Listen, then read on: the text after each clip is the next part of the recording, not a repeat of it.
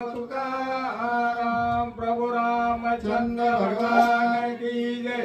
पवन सुत हनुमान महाराज की जय। शांति ब्रह्म एकनाथ महाराज की जय। बाळू मामा महाराज की जय।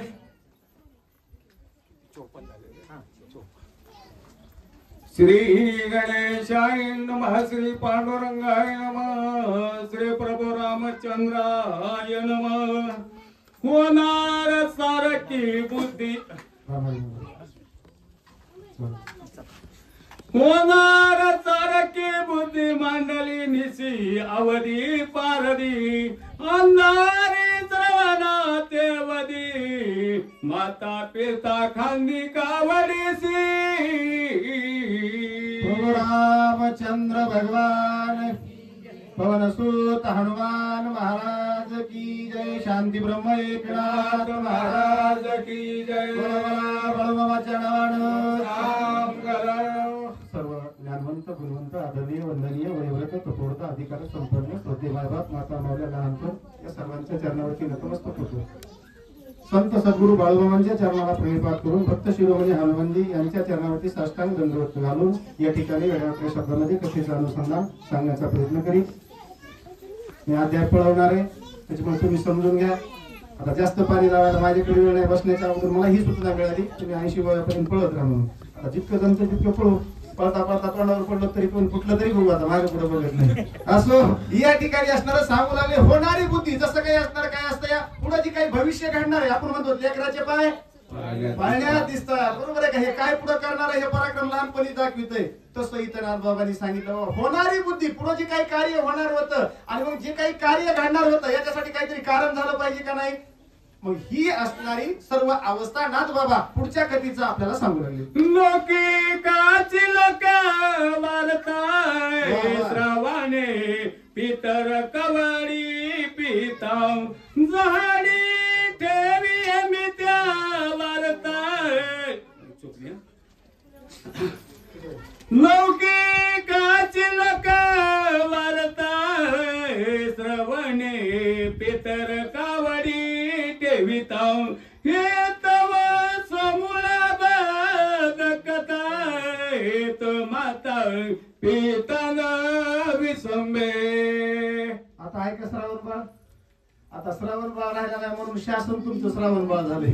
ते म्हणते निराधार ज्याला नाही आधार ती आमच्याकडे श्रावण बाळ म्हणजे सरकार सर्वांचं माय बाप होऊन बसले आणि जन्म दिलेले काय म्हणते उचला यांना नेऊन गेला वृद्ध आश्रमामध्ये, बरोबर आहे का? इथं श्रावण बाळानं म्हणजे न विसंबे शिवे करता आपल्या मात्या पितेच्या विसंबत नव्हते। श्रावण बाळानं व्रत धारण केलं होतं, माय बाप केवळ काशीम तेने न जावे तीर्थाशी अशी अवस्था श्रावण बाळाची होती। म्हणून आपल्या माते पित्याच्या शिवे करता क्षणोक्षणी श्रावण म्हणले त्या ठिकाणी तत्पर होते। अंधारी अंध माता पिता झाली ठेवी मी त्या वारताय खांदी घेवली आता जीवनार्था तो आला।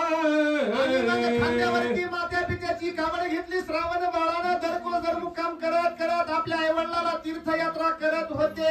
मात्र सांगितलं दोघं अंध होते, बाळा आम्हाला तहान लागली म्हणले त्या ठिकाणी पिण्याकरता पाणी पाहिजे असं म्हटल्याबरोबर श्रावण बाळानं खांद्यावरची कावड खाली ठेवली, पाण्याच्या शोधामध्ये गेले। काय झालं? मुळ मुळ कमंडळीच्या शब्दी ध्वनी उठली जळ सन्निधी नसरत केवळ शब्द वेदी बाण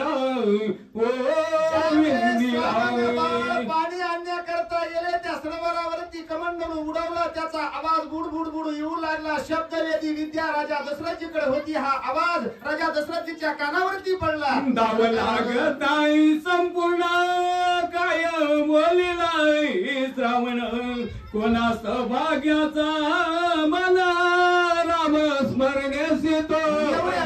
राजा दशरथजीने शब्दवेदी बाण त्या ठिकाणी सोडला आणि सोडल्याबरोबर तो राम नामांकित बाण येऊन श्रावण बाळाच्या छातीवरती लागला लागल्याच्या नंतर श्रावण बाळानं विचार केला, अरे हा राम नामांकित असणारा रामरूपी बाण कोणी असणारा मला या ठिकाणी मारलेला आहे, सोडलेला आहे. श्रावणासी बाण लागता नाटवेचे माता पिता नाटवे देह ममता राम स्मरते रामनामाची महिमा एवढी विशिष्ट आहे. हा जर बाण एकदा काळजाला लागला, या ठिकाणी ध्यास लागला का सर्व गोष्टीचा विसर पडल्या जातोय. देहाची विधेय अवस्था होती. राम नामांकित बाणानं श्रावणाच्या शरीराला क्लेवराला स्पर्श केल्याबरोबर कोण माता आहे, कोण पिता आहे, मी कोण श्रावण आहे अशी देहाची विधेय अवस्था. अंतरी श्रीराम स्मरण परम भाग्य कल्याण बाण नव्हे तो ब्रह्म पूर्ण स्मरणसी